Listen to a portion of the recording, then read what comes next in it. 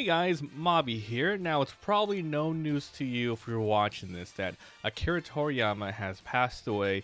Yes, the creator of Dragon Ball, Dragon Ball Z, major, gigantic art style influence, Dragon Quest, tons of stuff, and even stuff coming out too, such as Sandland. So, like many, like myself, huge influence on my life. All the different artwork, the games, and just everything beyond. His work goes just way, way, way beyond Dragon Ball. A lot of people have become artists because him. A lot of major artists.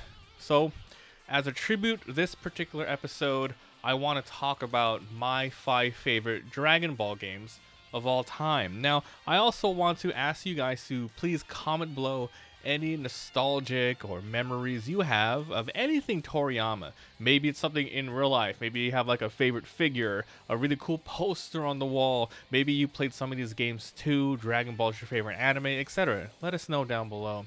So let's go ahead and get started with number 5, and it's going to be Dragon Ball Z Budokai Tenkaichi 2 for the PS2 and the Wii. I played the Wii version, and it released in 2006. This is a 3D brawler with an over-the-shoulder view.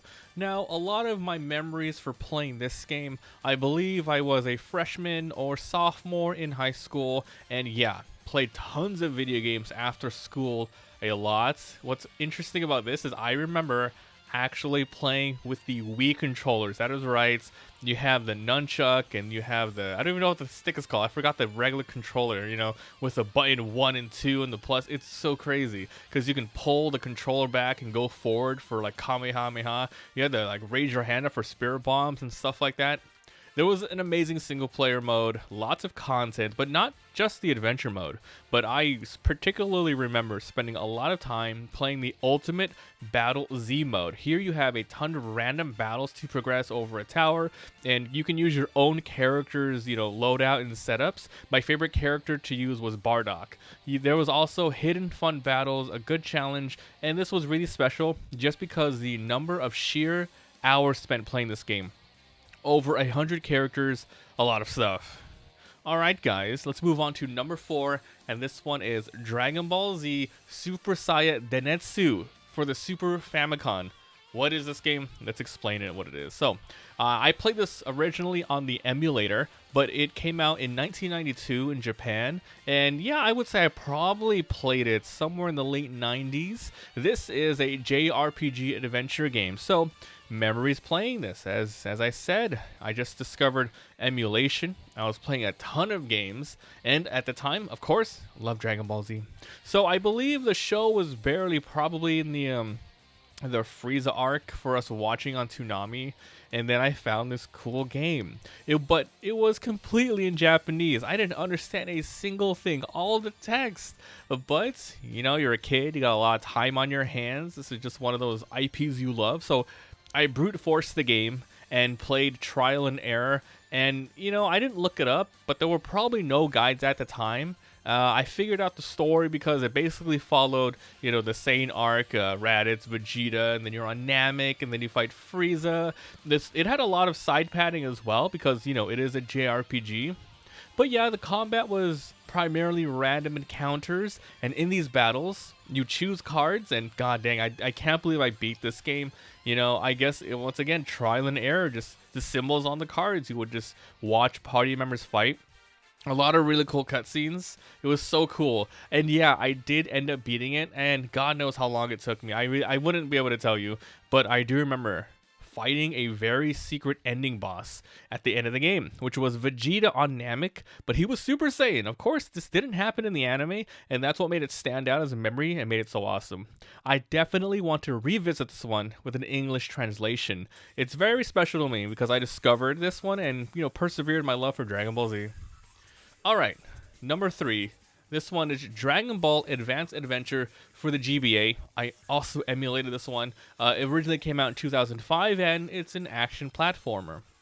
So the memories of playing this one, I was just a school kid looking for games to play. This was not Dragon Ball Z, but rather just Dragon Ball, and it's definitely a solid game. It goes through all of the major arcs except Piccolo Jr., which sucks that it was left out, but my guess is they just didn't want to do any adult Gohan stuff. Anyway, it's a really charming game, vibrant colors, and art style. There's a good amount of little attacks you can do. You can kind of combo. Overall, I just remember this being a really extremely cozy and feel-good game. You have adventure stages, but what really made it cool was the one-on-one battles that topped off the major stages. Overall, good time, highly replayable today. And the reason why it's special to me is, just because there's a lot of really just good in general Dragon Ball Z games that, I could have just mentioned here that are handheld. I guess I do want to say that, also the Legend of Goku is one that, is on the short list, and also the one-on-one fighters that are on the Super Famicom. Those are really awesome as well. Okay, moving on to number 2. Dragon Ball Z Attack of the Saiyans. I smacked my mic. Attack of the Saiyans for the Nintendo DS. Once again, emulated. This was originally released in 2009. And yeah, it's another JRPG type of game. So, memories. Okay, I think I was just fresh out of high school, had a lot of time on my hands, even while attending college. I played this on my home PC on an emulator. A little bit later, I did start using the R4 gold flashcards, which I still think I have lying around in a drawer somewhere. But yeah, this game is an amazing DBZ RPG, very flashy, fast-paced combat. You can use, Krillin, Goku, Gohan, Tien, and Yamcha. I remember leveling up Yamcha a lot in this game. Classic JRPG tropes like side dungeons, leveling up, things to equip, walking around everything. I love the active timings for offense and defense.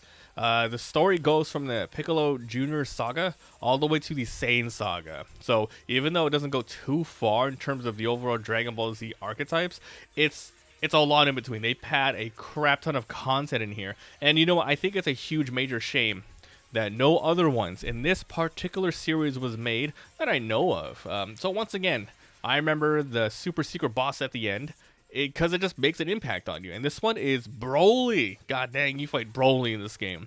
Okay, so this was particularly special because it's a special time in my life.